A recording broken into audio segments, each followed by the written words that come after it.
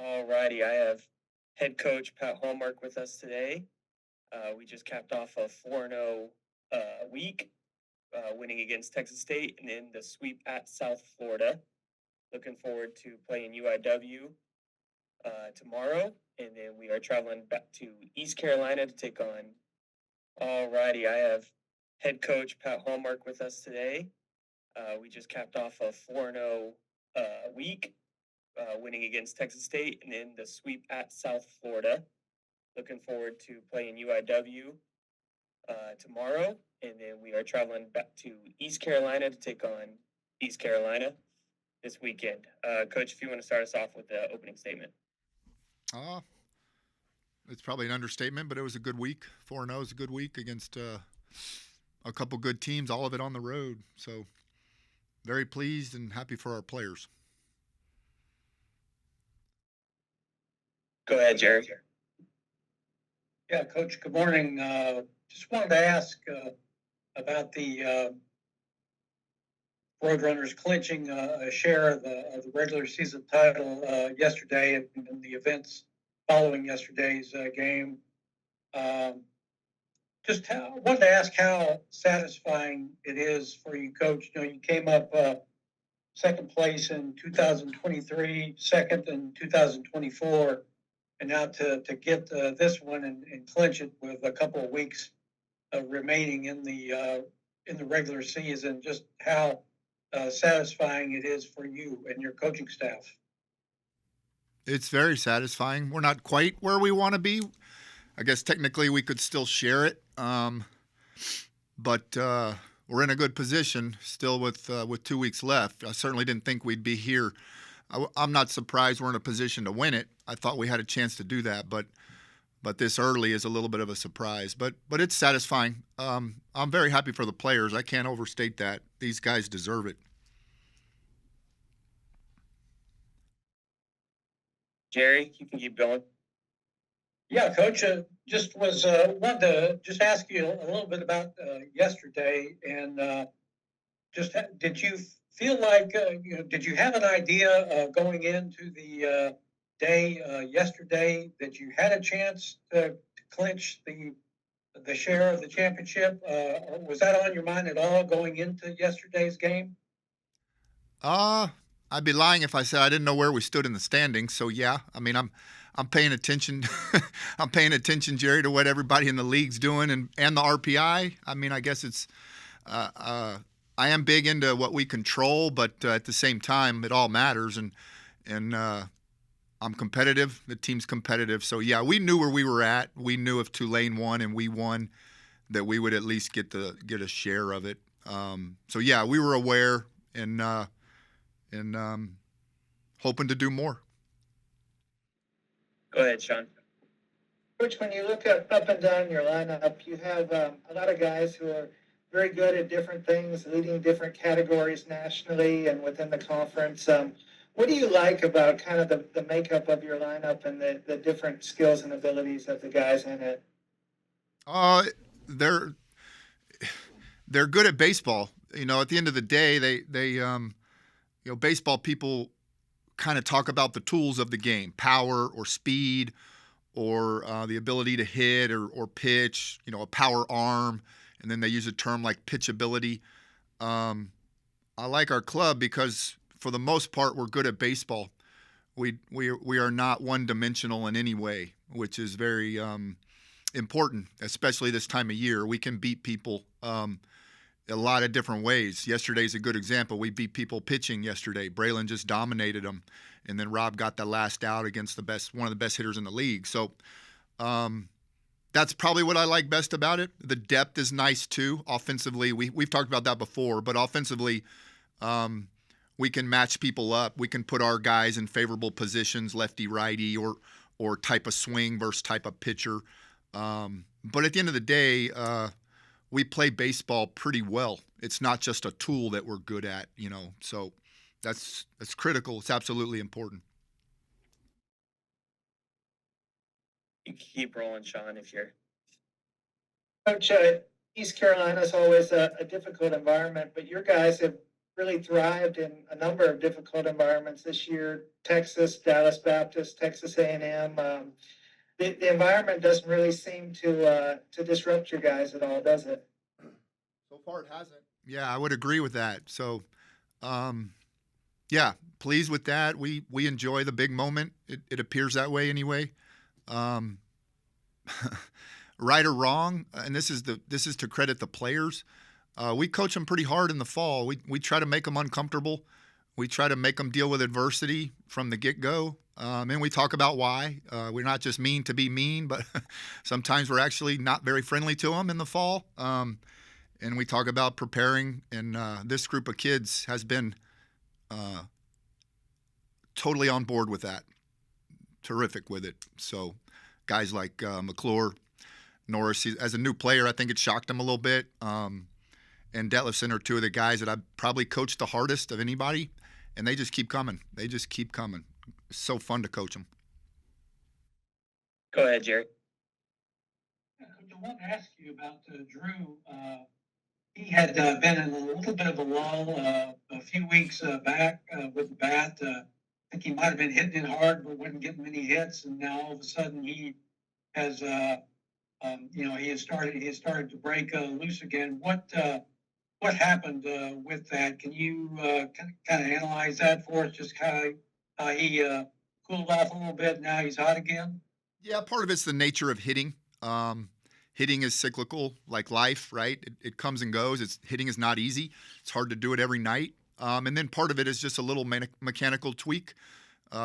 Credit both Drew and Coach Aguayo for getting in that batting cage and working hard on what we call connecting or sequencing right, which is, it can be a little elaborate and very, when we're talking about this, Jerry, we're talking about hundredths of seconds when it comes to connecting and sequencing right. Very difficult to do.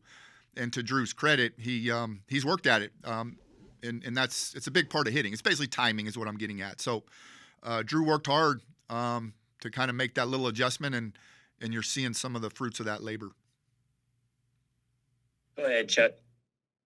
Coach, did you have a number in mind at the beginning of the year, number of wins? And, you talked about, being in a place where you didn't think you'd have, a clinch situation this early on in the season. Do you have to manage things a little differently now, or is it just rinse and repeat? We're going forward, and whatever we end up with, we end up with. Yeah, I would say a little, to use your phrase, probably more rinse and repeat because of the RPI. The RPI is critical. So it's a little different than maybe Major League Baseball where you can rest some guys. We are deep, so we're able to rest guys. Like yesterday, we rested Stuckey and Ty Hodge, and they both had good games Saturday. It was a very hard decision.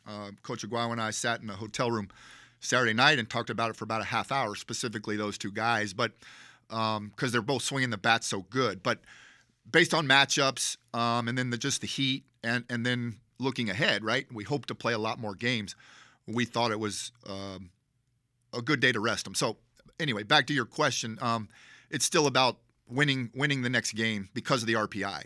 It kind of makes that decision easy. We need to win the next game because of that RPI. So that's really what we're focused on. And then in terms of a number, again, I'd be lying if I told you something different. To me, the number's always a school record.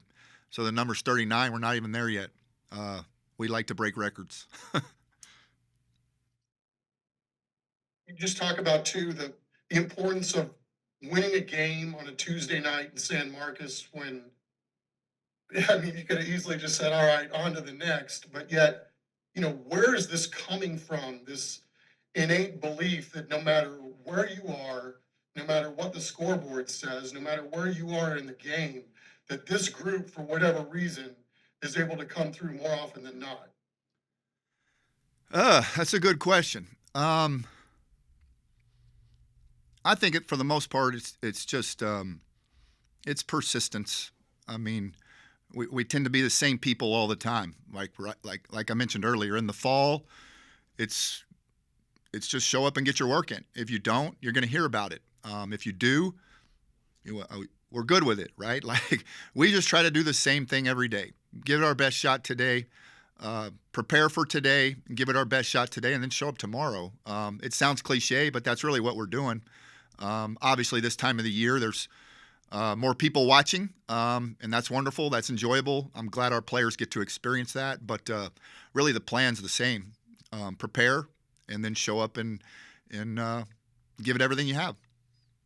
Anything surprised you at this point about, what you thought you might have had in the fall, and then where you thought you might needed to get improvement on? I mean, is anything kind of exceeded where you thought this team would be at this point? Well, yeah, we're a little better than I thought we were. Again, I didn't know we'd be this good. We've missed 2 ball games. The only RPI wise, the Corpus rainouts probably helped us. But for the school record and wins, it didn't help us. And again, I don't mind saying it. We're always hunting records and improvement and greatness, whatever words you want to use there. I don't think there's anything wrong with that. I don't think there's anything wrong with announcing it. Why else are we doing this? So anyway, that's what we're all about. But we are a little better than I anticipated. I thought we had talent. Jerry and these guys and I talked about it in the fall. I was excited about our team because guys like Norris McClure and Ty Hodge, some of these new players, they're very talented, but they hadn't done it yet. Norris was a Division II player, and Ty Hodge was somewhat not as productive as he wanted to be at Houston Christian and at A&M, and those aren't the only 2. We had the 3 freshmen coming in, Nate Hodge and Bain and Caden Miller, so they were unproven. So we thought we had a good group, but until you do it, you just don't know. So I am a little surprised at how good we are, but at this point, I think we all think we're pretty good. We just need to go out and play baseball. The one part of the game specific to your question that I have been pleased with, I didn't know it would be this consistent, is our defense. I probably should knock on wood. I knew we had some ability to hit. We do have some power arms, guys like Zach Royce and Braylon Owens, Connor Kelly, Rob Orlowski. They throw the baseball real hard. Those guys can all reach 95 miles an hour.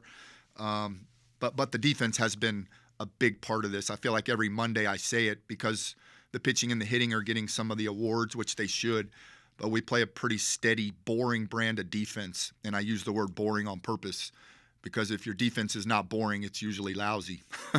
So we're hoping to continue the steady, boring defense. Do you feel like that's across the board college baseball, that defense kind of gets overlooked because everybody's looking for arms, everybody's looking for sticks, and then, it shows up. It seems like more often than not in some of these games, man, just catching the ball seems to be a lost art. You are 100% accurate. Everybody likes the home run, with the metal bat. And nowadays there's a little bit of showmanship, which we don't love, but it's there, right? With the home run and the strikeout and the hooting and hollering, and then the big numbers on the radar gun with the strikeouts. But the defense keeps you in the game. You can't win these games without defense. So it's been very important for us. Thank you. Go ahead, Jerry. Okay, Coach, I wanted to ask a little bit about Braylon Owens.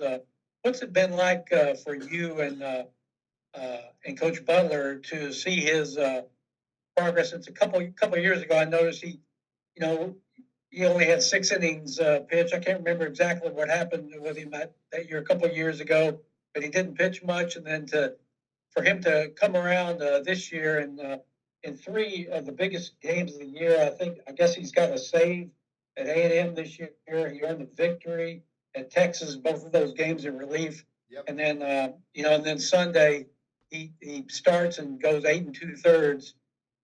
What's it been like for you guys to watch him flourish like this?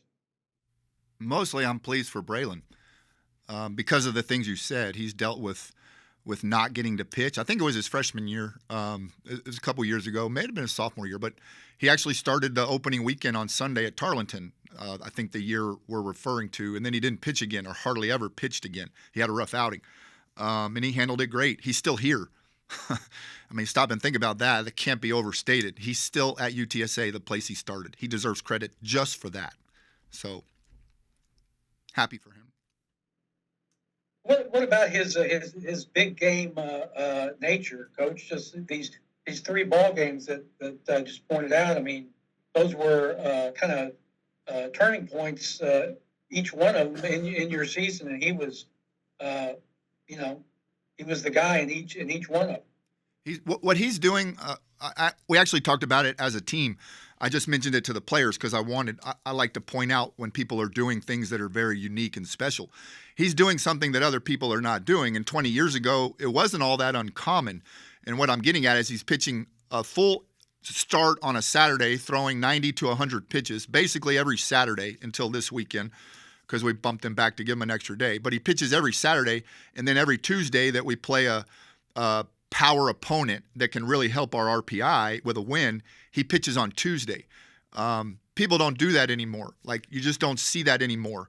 Augie used to do that, and Wayne Graham used to do that.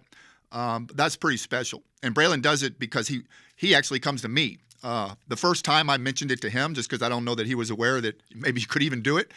And ever since then, he comes to me and says, Coach, I want the ball. I want the ball on Tuesdays after throwing 90 pitches on Saturday. Phenomenal. Cannot be overstated. Blessed to have him. I couldn't say enough about him. For that, again, these are multiple things he's doing. Stayed at UTSA, didn't transfer, dealt with adversity, pitching on Saturdays and Tuesdays. Just happy for him. Happy I get to coach him. All righty. Thank everyone for joining. This will conclude it. Have a nice day. Thanks, guys. Thank you, Caden. Thank you, everybody. Thank you, Coach.